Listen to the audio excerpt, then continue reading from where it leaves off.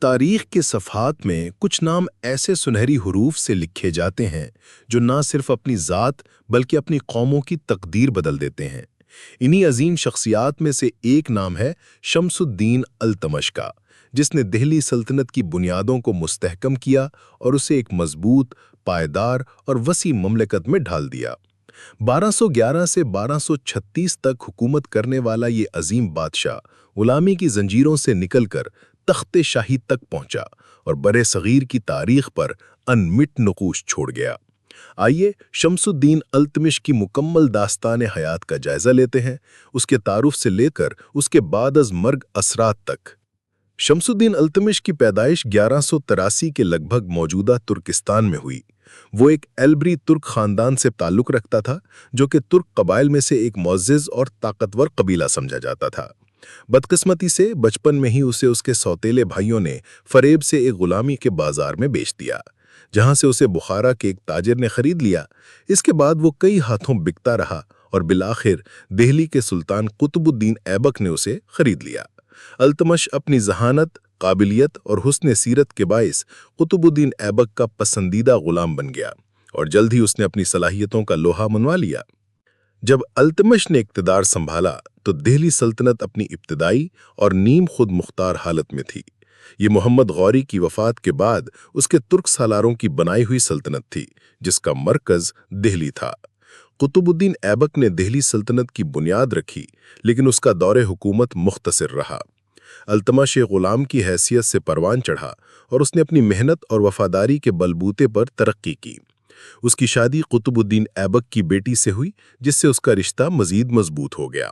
اس نے غلامی سے آزادی حاصل کی اور بدایوں کا گورنر مقرر کیا گیا۔ یہ اس کی عظیم صلاحیتوں کا ثبوت تھا کہ ایک غلام کو اتنے اہم عہدے پر فائز کیا گیا۔ 1210 میں قطب الدین ایبک کی اچانک وفات کے بعد ترک امراء میں تخت نشینی کے لیے بے چینی پیدا ہوئی۔ ایبک کے جانشین آرام شاہ کو تخت پر بٹھایا گیا، لیکن وہ ایک کمزور حکمران ثابت ہوا۔ دہلی کے ترک امراء اور شہریوں نے آرام شاہ کی نااہلی کو بھانپ لیا اور انہوں نے شمس الدین التمش کو بدایوں سے بلا کر تخت سنبھالنے کی درخواست کی۔ 1211 میں التمش نے آرام شاہ کو شکست دے کر دہلی کا تخت سنبھالا، لیکن یہ اس کے لیے ایک پرخطرہ آغاز تھا۔ اسے اپنی لیجٹمیسی ثابت کرنی تھی اور سلطنت میں پھیلے انتشار کو ختم کرنا تھا۔ تخت سنبھالتے ہی التمش کو کئی چیلنجز کا سامنا کرنا پڑا۔ ایک طرف سلطنت میں باغی امراء اور مخالفین سر اٹھا رہے تھے، تو دوسری طرف بیرونی خطرات بھی موجود تھے۔ غزنی کا حکمران تاج الدین یلدوز خود کو دہلی سلطنت کا جائز حکمران سمجھتا تھا اور ناصر الدین قباچہ ملتان اور سندھ میں اپنی خود مختاری قائم کر چکا تھا۔ بنگال اور بہار میں بھی کئی سرداروں نے اپنی آزادی کا اعلان کر رکھا تھا۔ التمش نے ان تمام چیلنجز کا پامردی سے مقابلہ کرنے کا عزم کیا۔ شمس الدین التمش نے تقریباً 25 سال 1211 سے 1236 تک حکومت کی، جو اس دور کے لحاظ سے ایک طویل عرصہ تھا۔ اس نے دہلی سلطنت کو ایک حقیقی ریاست میں تبدیل کیا اور اسے مضبوط بنیادیں فراہم کیں۔ اہم واقعات میں شامل ہیں: خارجی خطرات کا مقابلہ۔ اس نے تاج الدین یلدوز کو ترائن کی تیسری جنگ میں شکست دی اور اسے قتل کر دیا۔ ناصر الدین قباچہ کو بھی شکست دے کر ملتان اور سندھ کو دہلی سلطنت کا حصہ بنایا۔ منگول خطرہ۔ 1221 میں چنگیز خان کی قیادت میں منگولوں کا حملہ ایک بڑا خطرہ بن کر ابھرا۔ خوارزم شاہ کا بیٹا جلال الدین منگبرنی ہندوستان میں پناہ گزین ہوا تو چنگیز خان اس کا تعاقب کرتے ہوئے سندھ تک آ پہنچا۔ التمش نے کمال ہوشیاری سے منگبرنی کو پناہ دینے سے انکار کر دیا اور اس طرح دہلی سلطنت کو منگولوں کے غضب سے بچا لیا۔ یہ اس کی ایک بڑی سفارتی کامیابی تھی۔ بنگال کی فتح۔ اس نے بنگال اور بہار میں ابھرنے والی بغاوتوں کو کچل کر اس علاقے کو دوبارہ سلطنت میں شامل کیا۔ نئے شہروں کی بنیاد۔ اس نے دہلی کے گرد کئی نئے شہر آباد کیے اور موجودہ شہر کو مزید وسیع کیا۔ معاشی اصلاحات۔ اس نے چاندی کا ٹنکا اور تانبے کا جیتل نامی سکے متعارف کرائے، جو دہلی سلطنت کی باضابطہ کرنسی بنے۔ یہ سکے دہلی سلطنت کی اقتصادی خود مختاری کی علامت تھے۔ اراضی اور انتظامی اصلاحات۔ اس نے اقتا نظام متعارف کرایا، جس میں افسران کو تنخواہ کے بدلے زمین کا ایک حصہ دیا جاتا تھا تاکہ وہ وہاں سے ریونیو جمع کر سکیں۔ اس سے انتظامی نظام مضبوط ہوا۔ چہلگانی کی تشکیل۔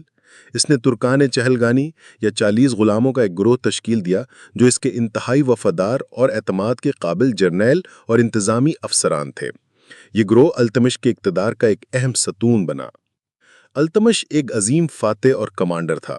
اس کی اہم جنگیں اور فتوحات میں شامل ہیں: آرام شاہ کے خلاف جنگ 1211 میں، اس جنگ میں فتح نے اسے تخت دہلی کا حقدار بنایا۔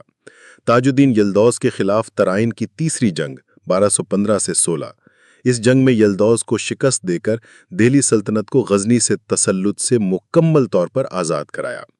ناصر الدین قباچہ کے خلاف جنگیں 1217 سے 1228، کئی مراحل میں قباچہ کو شکست دے کر ملتان اور سندھ کو دہلی سلطنت کا حصہ بنایا۔ بنگال کی مہمات، مختلف ادوار، بنگال کی بغاوتوں کو کچل کر اس علاقے کو سلطنت کا حصہ بنائے رکھا۔ راجپوت ریاستوں کے خلاف جنگیں، اس نے رنتھمبور، گوالیر اور بھونڈ سمیت کئی راجپوت ریاستوں کو فتح کیا۔ التمش کو اس کے عدم و انصاف کے نظام کے لیے بھی یاد کیا جاتا ہے۔ وہ رعایا میں انصاف کے فروغ کا خواہاں تھا۔ اس نے عدلیہ کے نظام کو مضبوط کیا اور قاضیوں کا تقرر کیا۔ یہ مشہور ہے کہ اس نے اپنے محل کے باہر ایک شیر کی مورتی لگوائی تھی جس کے گلے میں گھنٹیاں لٹکی ہوئی تھیں تاکہ کوئی بھی مظلوم شخص گھنٹی بجا کر انصاف کی اپیل کر سکے۔ اس سے اس کی رعایا پروری اور عدل پسندی کا اندازہ ہوتا ہے۔ التمش ایک مضبوط شخصیت کا مالک، متقی اور اخلاق پسند حکمران تھا۔ وہ اپنے وعدوں کا پکا، وفادار اور رحم دل انسان تھا۔ وہ دین اسلام پر گہرا یقین رکھتا تھا اور علماء و صوفیاء کا بہت احترام کرتا تھا۔ اس کی ذاتی عادات سادہ تھیں۔ وہ شاہانہ ٹھاٹ باٹ سے زیادہ اپنی سلطنت کے استحکام اور اپنی رعایا کی فلاح و بہبود پر توجہ دیتا تھا۔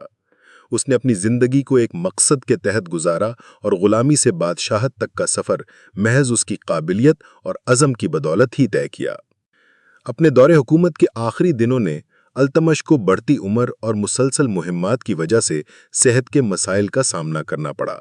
اس نے اپنی ذہانت اور دور اندیشی کا ثبوت اس بات میں دیا کہ اس نے اپنی بیٹی رضیہ سلطان کو اپنا جانشین نامزد کیا، حالانکہ اس کے کئی بیٹے بھی موجود تھے۔